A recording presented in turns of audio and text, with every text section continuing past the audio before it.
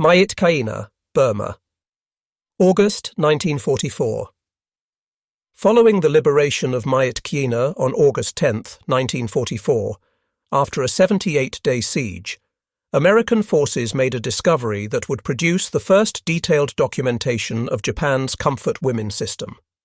20 Korean women and 2 Japanese civilian comfort station operators had been captured.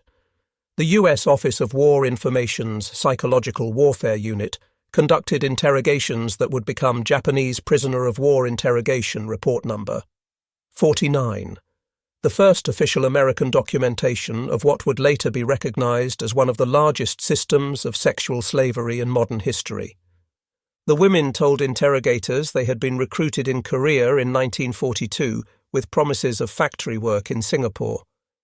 Instead, they had been transported via Rangoon to the Burmese frontier as part of a larger group, where they were forced into sexual slavery. The report, first declassified in 1973, documented living conditions, operational procedures, and the systematic nature of what the Japanese military euphemistically called comfort stations. What American forces were discovering across the Pacific challenged comprehension. Historian Yoshimi Yoshiaki would later document nearly 2,000 comfort stations spanning from China to the Dutch East Indies, with approximately 200,000 women enslaved.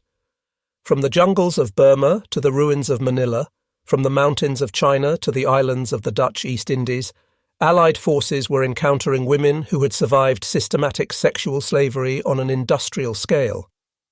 On September 7, 1944, less than a month after Myitkyina, another crucial piece of documentation emerged. At Songshan in China's Yunnan province, US-China Allied forces liberated Korean comfort women during their assault on Japanese positions. Private Charles H. Hatfield of the U.S. Army's 164th Signal Photo Company captured what would become one of the most important photographs documenting comfort women liberation. The image showed 4 Korean women, one visibly pregnant, being led to safety by Chinese soldiers. Sergeant Edward Fay captured motion picture footage of the same liberation. These images, now housed in the U.S. National Archives, provided visual evidence that would prove crucial decades later.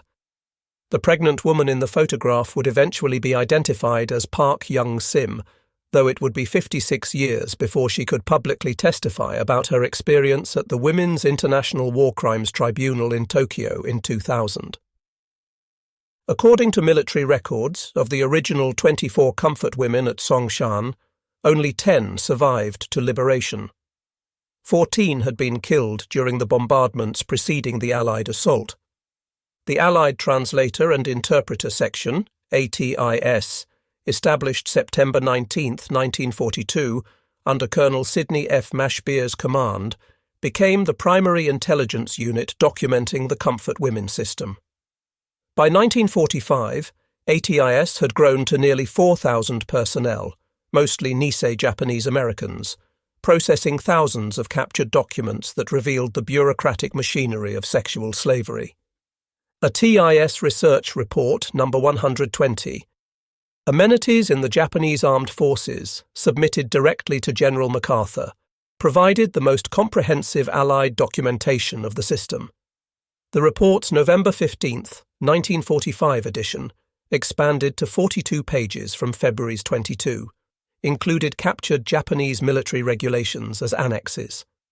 These documents, archived in U.S. National Archives record groups 165, 331, 407, and 554, initially classified comfort stations under amusements brothels rather than war crimes, reflecting contemporary understanding that would take decades to correct.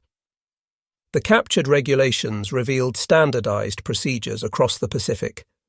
The Huayuelu Comfort Station regulations from Nanjing, dated March 6, 1939, detailed medical examination schedules, fee structures differentiated by military rank, operating hours, and mandatory condom requirements. Mandalay Garrison Headquarters had issued 30 items of detailed regulations, officially listing women as licensed prostitutes while maintaining strict military oversight. Military transport documents showed Army cargo ships transported comfort women from Japan and Korea, requiring specific Ministry of War permission. Railway transportation orders showed women moved in freight cars marked as military supplies. Every movement required multiple approvals, forms in triplicate, and official seals, bureaucratic evidence that survived even when other records were destroyed. The language used in these documents systematically obscured reality. Special service personnel meant sex slaves. Comfort facilities meant rape stations. Medical treatment often meant forced abortion. Amenities classified systematic rape as entertainment. This linguistic sanitization would affect how comfort women were perceived and treated during liberation, with many falling through bureaucratic categories, neither prisoners of war, civilian internees, nor military personnel. The liberation of the Philippines from October 1944 to July 1945 exposed the most extensive network of comfort stations American forces would encounter. When the U.S. 1st Cavalry Division entered Manila on February 3, 1945, racing to liberate Santo Tomas University, where 3,785 Allied civilian internees were held, they passed through districts where comfort stations had operated for 3 years. Supreme Commander for the Allied Powers, SCAP records, would later document 12 comfort stations and 5 brothels in Manila alone. Additional stations were discovered across the archipelago: Bayonbong in North Luzon, Masbate in Central Visayas, Iloilo on Panay Island, with 2 stations housing 12 to 16 and 10 to 11 women respectively, Cebu, Tacloban on Leyte with 9 Filipino women, Burauen on Leyte, Butuan on Mindanao with 3 Filipino women, Cagayan on Mindanao with 3 stations total, and Davao on Mindanao with mixed nationality comfort women. The 37th Infantry Division engaged in fierce urban combat throughout Manila during the month-long Battle of Manila that lasted until March 3, 1945.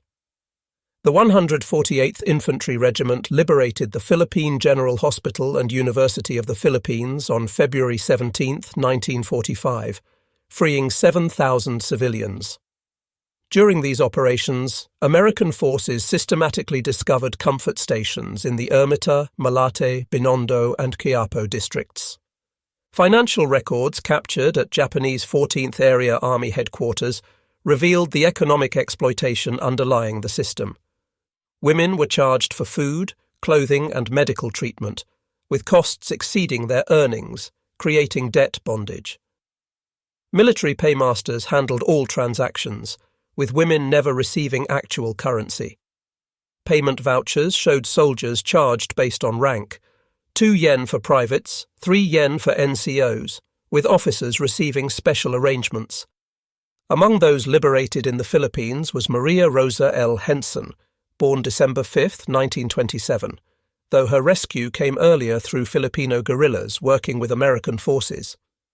In February 1942, at age 14, she had been first assaulted by Japanese soldiers. In April 1943, she was forced into comfort woman service for 9 months. Philippine guerrillas saved her in January 1944, as American forces were preparing for the return to the Philippines. Henson would become the first Philippine woman to speak publicly about her experience in 1992, breaking nearly 50 years of silence. She would later become one of the first recipients of the Asian Women's Fund project in 1996. Her testimony provided crucial documentation of how comfort stations operated in the Philippines and the involvement of local guerrilla forces in liberation operations. Nothing prepared American forces for what they would find on Okinawa when the invasion began on April 1, 1945. Intelligence had suggested several comfort stations might be present. The reality exceeded comprehension. Over 145 stations across an island only 70 miles long, according to historical documentation. During the Okinawa campaign, which involved the 1st and 6th Marine Divisions among others, comfort stations were discovered in every major town and military installation. Naha alone contained 17 former comfort stations, according to military intelligence reports. The women found included Koreans, Taiwanese, and Okinawans, with ages documented as ranging from as young as 14 years old. The rapid Japanese collapse in certain sectors led to unexpected discoveries. Near Shuri, the ancient capital, Marines from the 1st Division discovered cave complexes where Japanese forces had hidden Korean comfort women. According to military reports, these women had been told that Americans would torture and eat them, propaganda that the Japanese used to encourage suicide rather than capture. Some had been given hand grenades and instructed to kill themselves rather than be captured. The scale of documentation required on Okinawa overwhelmed available translators. By May 1945, ATIS had deployed 3 full translation teams to the island, processing thousands of documents related to comfort station operations. The bureaucratic detail was extensive, duty rosters showing women forced to service 30 to 40 men per day during peak periods, medical records documenting forced abortions and sterilizations, payment ledgers showing the military's financial control over every aspect of the system. The Military Intelligence Service, MIS, composed primarily of Nisei Japanese Americans, played a crucial role in documenting comfort women discoveries. Merrill's Marauders, 5th 307 Composite Unit Provisional, commanded by Brigadier General Frank D. Merrill, had operated behind Japanese lines in Burma throughout 1944, with 14 Japanese-American MIS translators crucial for interrogating captured comfort station personnel. After Merrill's Marauders disbanded on August 10, 1944, the Mars Task Force under Brigadier General John P. Willey succeeded them. This unit included the 475th Infantry Regiment and 124th Cavalry Regiment, each with teams of 12 Nisei language specialists who continued liberation operations in northern Burma. These translators faced unprecedented challenges. The women spoke Korean, Chinese, Tagalog, Indonesian, Dutch, and various regional dialects. Many Korean women had been forbidden to speak their native language for so long they struggled to communicate even with Korean-speaking translators. Cultural barriers made discussion of sexual trauma nearly impossible, with many women refusing to speak to male translators. The translators processed documents that revealed the system's racial hierarchy. Korean women were classified as Class A, Chinese as Class B, and Southeast Asian women as Class C. Different stations served different ranks. Officer-only stations had fewer women who faced even more extreme abuse. The documentation revealed rape industrialized according to military rank and racial prejudice. The liberation of the Dutch East Indies coinciding with Japan's surrender on August 15, 1945, revealed another dimension: the enslavement of European women. Among them was Jan Ruff O'Hearn, born in Java in 1923, who had been forced into a brothel in 1944 at age 21. O'Hearn had been taken from Ambarawa internment camp with 9 other Dutch women in February 1944. They had been held at a comfort station in Semarang for 4 months before being transferred to a camp at Batavia, where they were liberated on August 15, 1945. She would break decades of silence with her 1994 memoir, 50 Years of Silence, and testified at a U.S. congressional hearing in 2007, providing detailed accounts of the systematic nature of Japanese military sexual slavery. British and Australian forces, taking control from the Japanese, documented the discovery of comfort stations throughout Java. Australian naval personnel would specifically be involved in repatriating Indonesian comfort women from Labuan, Borneo. The Bogor camp in West Java was established exclusively for women forced into military brothels, while Batavia camps processed 10,500 women and children in post-liberation operations. The Dutch military authorities, returning to reclaim their colony, initially suppressed information about comfort stations involving Dutch women. Records were sealed to protect the women's honour, a decision that would delay justice and recognition for decades. When Allied medical teams examined liberated comfort women, they documented catastrophic health consequences. According to U.S. Office of War Information Report Number 49, physical examinations revealed widespread malnutrition comparable to other POWs who experienced average losses of 32% of body weight. Sexually transmitted diseases were endemic. Military medical reports documented high rates of syphilis and gonorrhea, often inadequately treated with toxic substances like salvarsan, arsphenamine, causing sterility and other serious side effects. Medical teams documented evidence of forced abortions, sterilization procedures, and severe reproductive damage from repeated sexual assault. The medical records revealed systematic brutality. Women presented with severe malnutrition, weights of 60 to 70 pounds for those whose normal weight should have been 100 to 120 pounds. Diseases of nutritional deficiency were common: scurvy, beriberi, pellagra, and kwashiorkor, conditions typically seen in concentration camps. Military medical personnel provided initial treatment using newly available sulfur drugs and penicillin, representing significant advancement over wartime care. However, specialized psychological support for sexual trauma remained virtually non-existent, given the state of 1940s psychiatry. Medical personnel documented what they called hysteria, melancholia, and nervous exhaustion, terms that inadequately described what would later be recognized as severe post-traumatic stress disorder. Military doctors' signatures appeared on forced abortion records, with one document from a Philippines station showing 15 forced abortions performed in a single month. Sterilization procedures were documented at multiple locations. The medical records revealed that comfort women were viewed not as patients requiring care, but as military equipment requiring maintenance. The U.S. Army's 164th Signal Photo Company provided crucial visual documentation beyond Songshan. Signal Corps photographers systematically documented liberated comfort stations across the Pacific Theater, photographing the small cubicles where women were held, military-issue bedding, examination tables, and boxes of military condoms. These clinical photographs, intended for intelligence purposes, inadvertently created a visual record of systematic rape infrastructure. The images, classified for decades, showed the standardized nature of comfort stations. Whether in the Philippines, Burma, or Pacific Islands, the facilities followed similar patterns: converted buildings divided into small rooms, each barely large enough for a military cot, with communal washing facilities and medical examination rooms. The military precision of the setup was evident in every photograph. The photographers documented not just facilities, but the women themselves at liberation. Their images showed severe malnutrition, untreated injuries, and the 1,000-yard stare of severe trauma.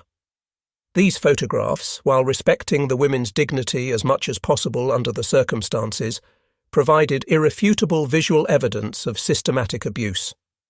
The United Nations Relief and Rehabilitation Administration, UNRWA, established in November 1943, managed the massive repatriation effort.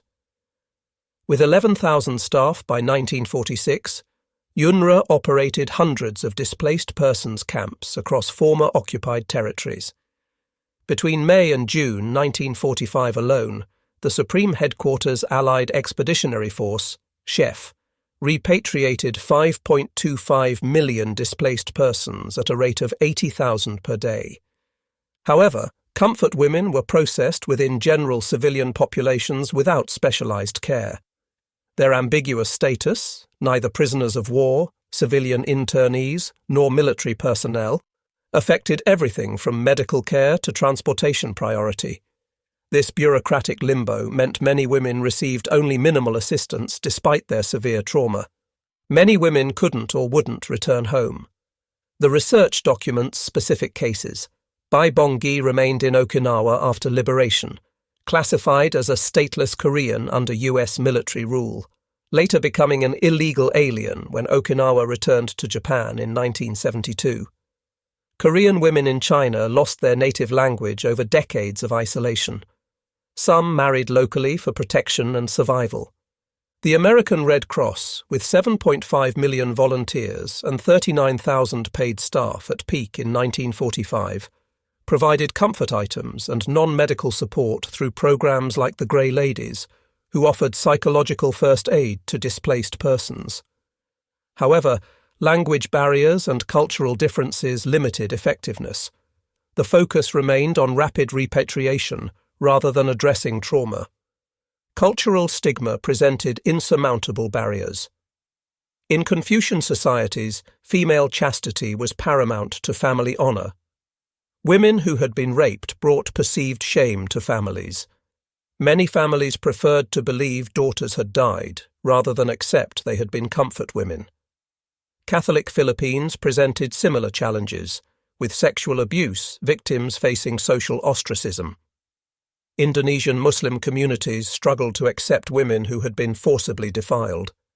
The International Military Tribunal for the Far East's handling of comfort women represents a profound failure of post-war justice.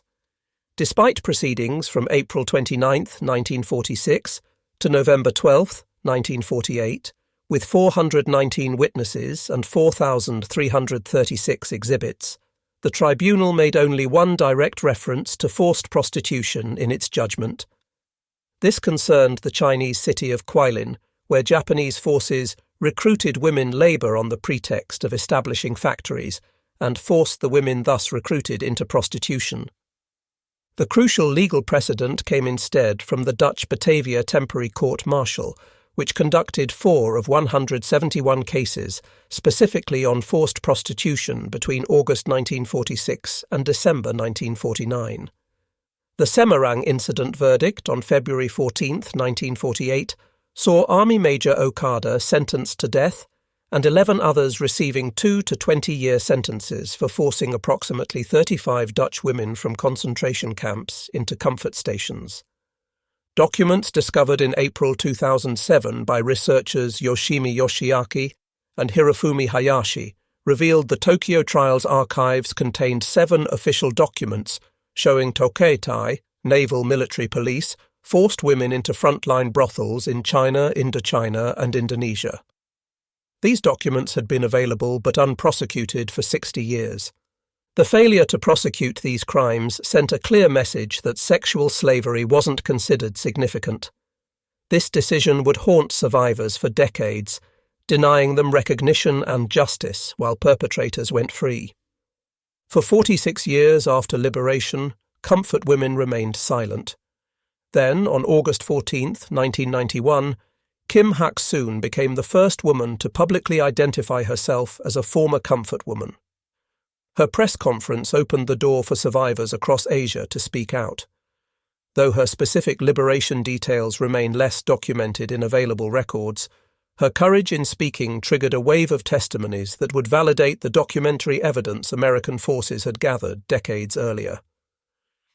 In January 1992, historian Yoshimi Yoshiaki made a discovery at Japan's Defense Agency's National Institute of Defense Studies archives that would transform understanding of the comfort women system. He found documents that provided the first documented evidence of direct Japanese military involvement, including military orders for establishing comfort stations and regulations showing direct military control and supervision.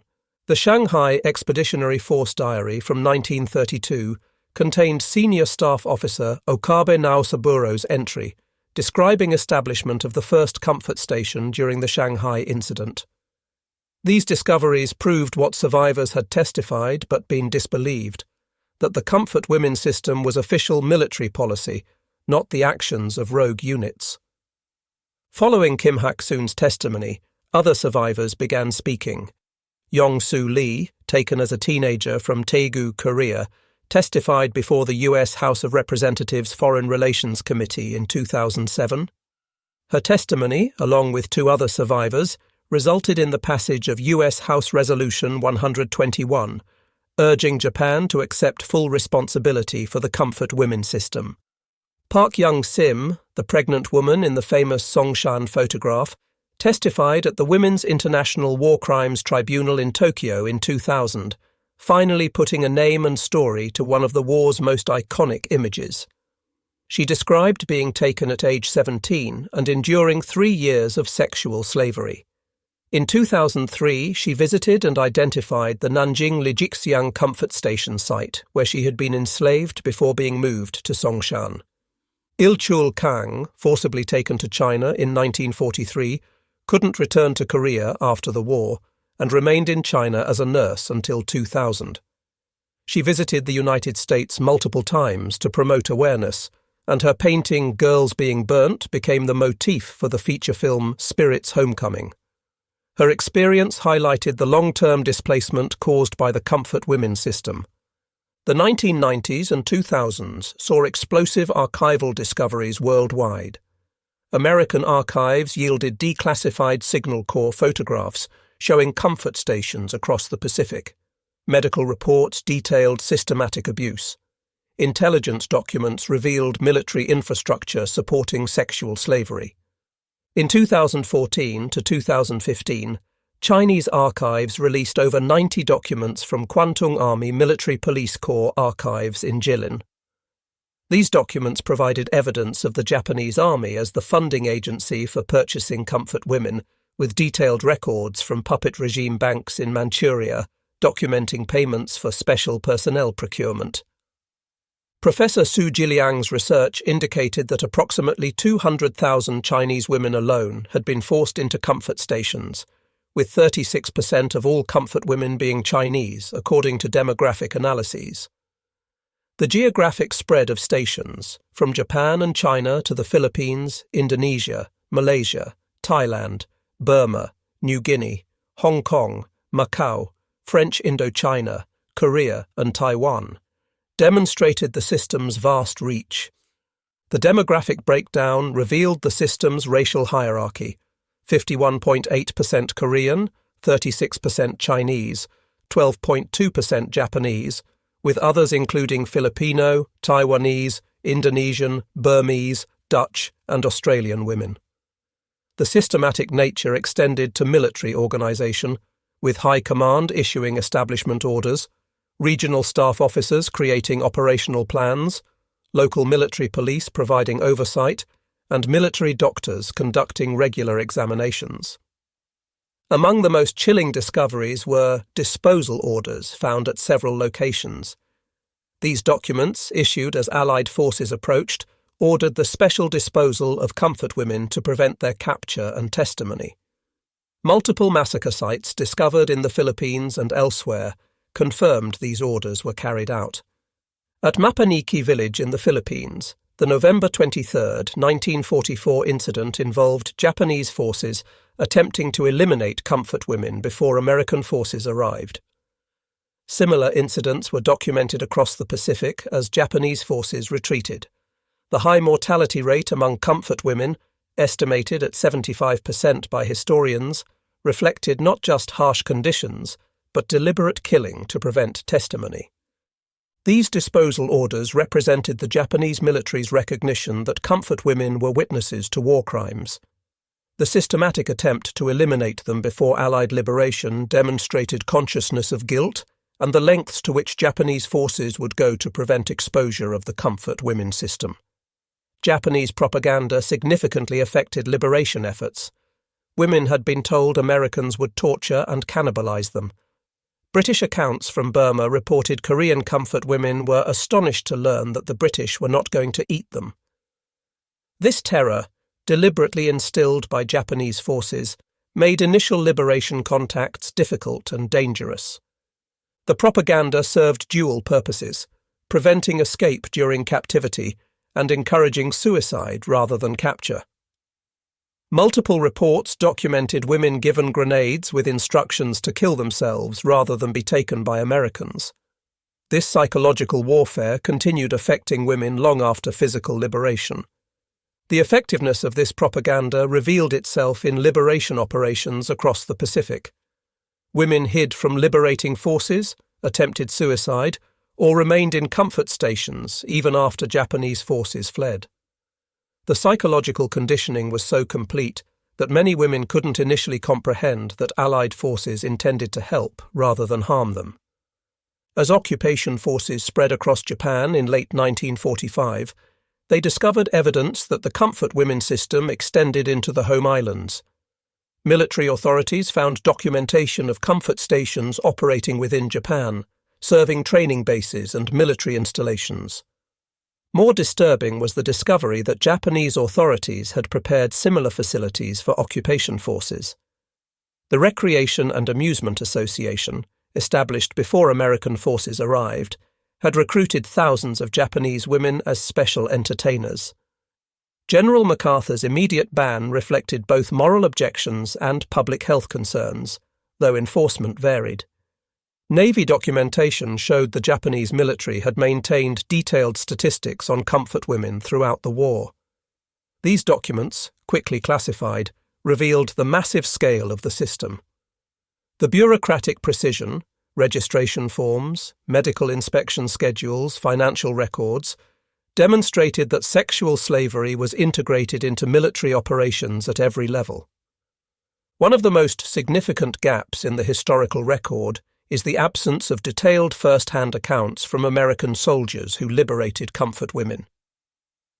The Library of Congress Veterans History Project, National World War II Museum collections, and military historical records reveal minimal documentation from liberating soldiers' perspectives. Several factors explain this absence.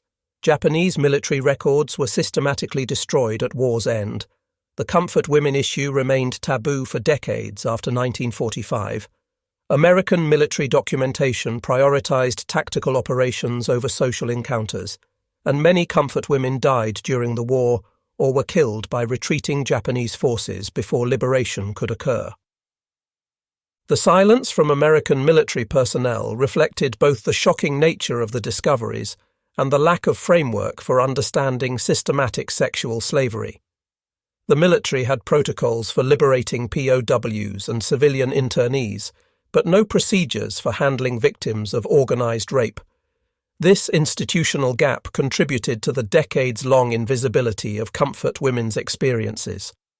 From 1945 to 1991, comfort women remained history's hidden victims. Government compensation went to recognized POWs and civilian internees, but comfort women, unclassified and unacknowledged, received nothing. The silence was maintained by all parties. The Japanese government destroyed records and denied responsibility. Allied governments classified documents and avoided embarrassing questions. Asian governments focused on development over advocacy for victims. The breakthrough came through survivors' courage. Following Kim Hak-soon's 1991 testimony, the Women's International War Crimes Tribunal in 2000 provided a forum for 64 survivors from 8 countries to finally provide formal legal testimony. Though lacking legal authority, the tribunal created a comprehensive record of testimony that validated decades of hidden suffering.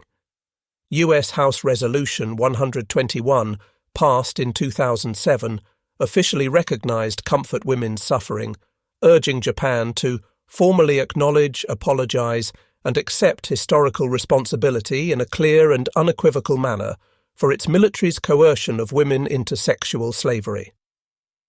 This recognition, coming 62 years after liberation, demonstrated how long the journey from rescue to acknowledgement had been. Modern retrospective studies of comfort women survivors show 90% lifetime prevalence of PTSD, with 65% showing current symptoms decades later, rates significantly higher than Holocaust survivors at 39% prevalence. These statistics validate the severe psychological trauma documented but poorly understood by military medical personnel in 1945. The systematic nature of the comfort women system is revealed in its scope. Operations from 1932 to 1945 across territories spanning the entire Japanese Empire. Standardized regulations replicated across thousands of facilities, military logistics involving transportation, medical services, and financial management, and racial hierarchies embedded in operational procedures. The numbers tell a story of industrial-scale sexual slavery implemented with military precision and bureaucratic efficiency. The very comprehensiveness of the system, its documentation, standardization, and scale, became the evidence that would eventually prove its existence despite decades of denial. The evidence survived despite attempts at destruction and denial. Military translators' reports, Signal Corps photographs, medical records, and intelligence documents created an archive that couldn't be eliminated. When survivors finally spoke, their testimonies matched records buried in classified files, providing verification that transformed hidden history into acknowledged truth. Every captured regulation, every photographed comfort station, every translated document contributed to building an undeniable case. The bureaucratic precision that Japanese military applied to sexual slavery became evidence of systematic war crimes. The very documents meant to organize exploitation became proof of atrocity. The American soldiers who discovered comfort stations probably never imagined their routine documentation would become crucial evidence in a decades-long fight for truth. Their photographs, reports, and translations created an archive that survived attempts at denial and forgetting. What seemed like routine military documentation became historical evidence that demands acknowledgement. As of 2024, fewer than 20 Korean comfort women survivors remained alive. Their testimonies, validated by documentary evidence American forces created during liberation, stand as irrefutable proof of systematic war crimes. Comfort women statues now stand worldwide as silent testimony to suffering long denied. The comfort women discovered by American forces represented one of World War II's most extensive war crimes. The liberation of these women, documented in military reports, photographs, and testimonies, provided evidence that took decades to acknowledge fully. The systematic nature, standardized regulations, military transportation, medical infrastructure, financial systems, proved this was official policy, not battlefield excess. The failure to immediately recognize and address comfort women's experiences reflected multiple institutional failures: military bureaucracy unprepared for systematic sexual crimes, cultural stigmas that silenced victims, political decisions prioritizing stability over justice, and gender biases that minimized sexual violence. These failures compounded original trauma, extending suffering decades beyond liberation. Yet the evidence endured. The photographs taken by Signal Corps units, the reports filed by intelligence officers, the medical records created by military doctors, all confirm what survivors insisted for decades. The liberation American forces provided in 1944 to 1945 began a process that continues today, with survivors still seeking full acknowledgement and official apology. The story teaches profound lessons about war, trauma, and justice. Physical liberation doesn't equal psychological freedom. Rescue without recognition perpetuates suffering. Documentation without prosecution enables denial. The American forces who encountered comfort women faced something beyond their training or comprehension, yet their documentation created a historical record that would eventually support justice. The women American forces liberated from comfort stations in 1944 to 1945 couldn't believe liberation was real because their trauma ran deeper than physical captivity. They had been told repeatedly they were worthless, that death was preferable to their shame, that no one would ever accept them again. Liberation challenged these internalized beliefs, creating cognitive dissonance that many never fully resolved.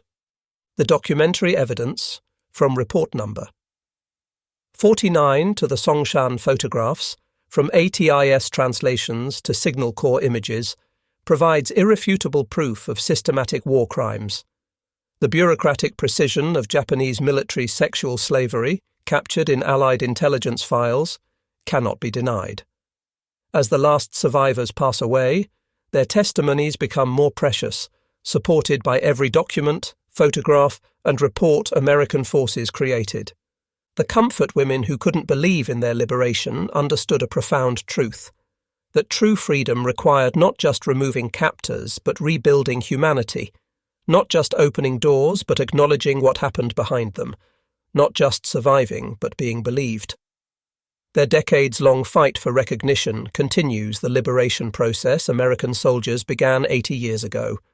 Today, the evidence is clear, the testimonies confirmed, the systematic nature proven.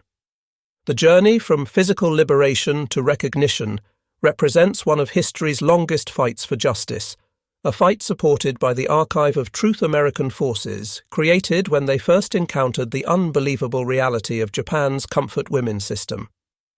Their initial disbelief at liberation reflected understanding that freedom from captivity was just the beginning of a much longer journey toward justice, recognition, and healing that continues to this day. The American soldiers who discovered these women documented one of history's largest systematic war crimes. In preserving evidence of atrocity, they performed a service beyond military duty. They bore witness to truth that demanded acknowledgement, even if that acknowledgement would take decades to achieve. The Comfort Women's story challenges us to confront uncomfortable truths about war, gender, and justice, reminding us that liberation is not a moment but a process, one that for these women remains incomplete even as their numbers dwindle and time runs out for full justice to be served.